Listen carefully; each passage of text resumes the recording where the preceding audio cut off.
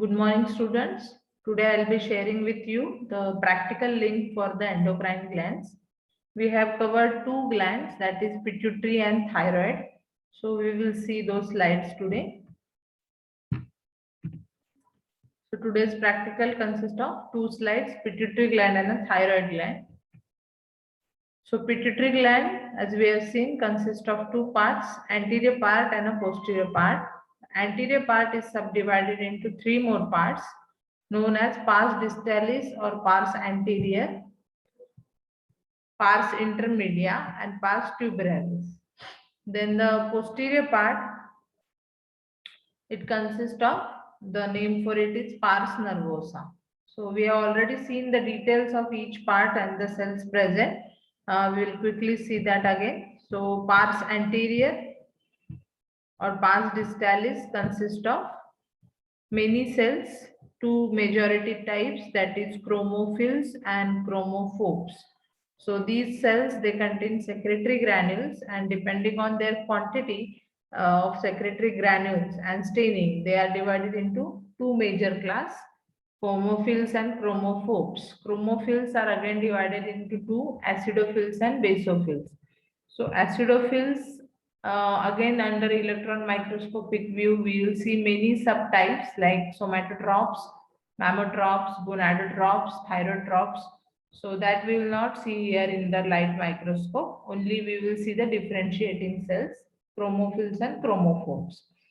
Then we have the intermediate part, which consists of colloid field cyst. It represents the remnant of Rathke's pouch, which is an embryological derivative. And pars nervosa, it consists of unmyelinated axons, which are coming from paraventricular and supraoptic nuclei of hypothalamus. So they are sending the axons which travel down in the posterior pituitary, and we can see those here, along with some supporting cells which resemble neuroglial cells, that is pituocytes. So under high power view, low power, this is, you can see the intermedia with colloid cyst, pars nervosa, pars distalis. This is the high power view for pars distalis. You can see the pink stain are acidophils, and the blue stains, only few you can see, are the basophils, and the lightly stains are chromophobes. Again, here you can see the blue stains basophils, pink stain acidophils, and lightly stained chromophobes. Chromophobes are lightly stained because they have low amount of secretory granules.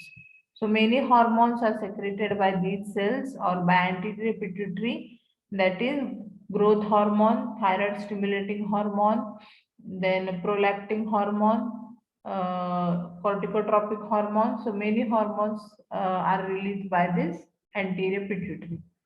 Then we have the posterior pituitary, pars nervosa, which contains many unmyelinated axons.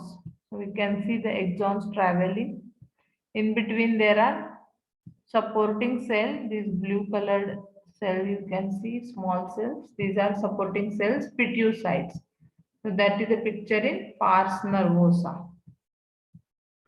So that we can see here, all these pars nervosa contains all these axons, and these, they are not secreting any hormone, they are just storing the hormone coming from the supraventricular and supraoptic and paraventricular nuclei of hypothalamus, that is ADH, antidiuretic hormone, and oxytocin.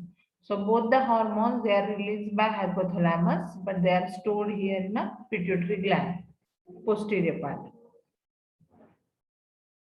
So again, you can see here, this is a chromophil and chromophobe cells, some lightly stained chromophobes.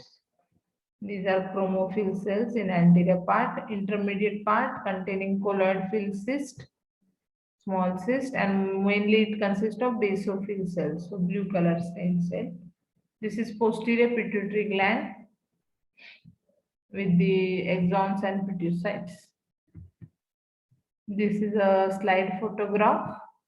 So here you can make out the intermediate part, anterior part with cells, chromophils and chromophores, and this is a posterior pituitary part. The tissue is broken here, so it's not continuous. You can see high power view. You can see the acidophils, chromophils, some blue color basophils, and in between you can see some light color stain, that is chromophores. Here you can make out some light color cells, chromophores. Here also few are there. Just under high power, if you go and see, you can find all these cells of anterior pituitary. Next is the thyroid gland. So in the thyroid gland, butterfly shaped gland consists of two lobes and a isthmus. And where it is located in the neck region in front of trachea.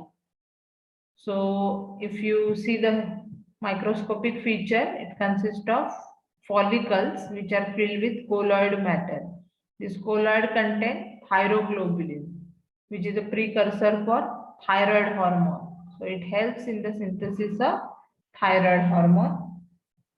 And you can see the lining here is simple cuboidal epithelium. In between there are blood vessels. All endocrine glands, they are provided with blood vessels. And in between the follicles, there are parafollicular cells, either on the surface or in between. These parafollicular cells serve a function of secreting calcitonin. Thyroid follicles functions for secreting T3 and T4 hormone. So the calcitonin will lower the blood calcium level, and T3, T4 secreted by follicles is required for our metabolic responses, growth and development. So slide will appear like this, where you can see the follicles filled with colloid matter. It takes eosin stain, so appear pink color, lined by simple cuboidal epithelium in between the blood vessel and connective tissue. You can make out. These are the follicles.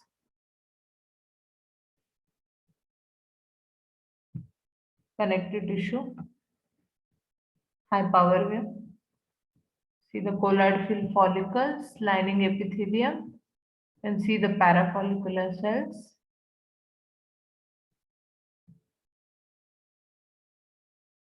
So all these follicles with colloid matter, you can make out. Also you can make parafollicular cells. Here more of hematoxylin stain you can see, colloid in the lumen, follicular cells, simple cuboidal cells.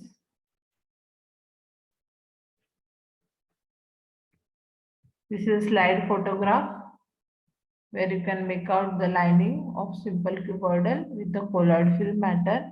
For parafollicular cells, you have to see in detail. This is a blood vessel. Here you can make out one cell. So these are the two slides for today's practical diagram for journal. The endocrine gland practical is on page 112 of your journal. Last practicals, within the last practical. So you have two diagrams, pituitary gland, which is on page 145 of histology manual, Chitra Rao book, and thyroid gland is on page 149 of the same book. But here don't draw parathyroid here, only draw the thyroid part. So what you have seen here, this way or this way, the picture is there in the book. So see that only the follicles with the lining epithelium, parafollicular cell, only draw this part for the thyroid gland. We have another practical for parathyroid gland. So don't draw that here in this slide. So only in that square or circle, draw this diagram. So complete these two diagrams. Next practical, we'll see another two glands, that is parathyroid and suprarenal. Thank you.